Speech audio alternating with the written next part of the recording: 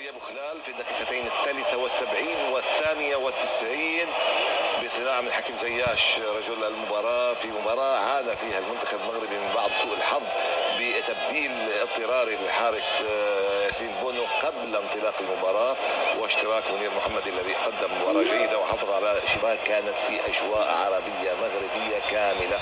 ملعب الثمامة هنا في قطر سيطر عليه الجمهور المغربي، وأرض الملعب سيطر عليها المنتخب المغربي. ألف مبروك يوسف شيبو، انتصار مستحق وجدير للمنتخب المغربي الذي لعب كما يجب وعرف كيف يخدم النقاط الثلاث.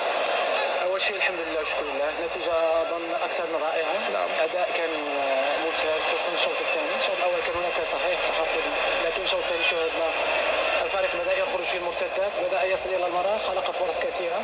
مع تغييرات المدرب كذلك، المدرب قراءته جيده ويدرك قراءه المباراه مع تغييراته غيرت المباراه بشكل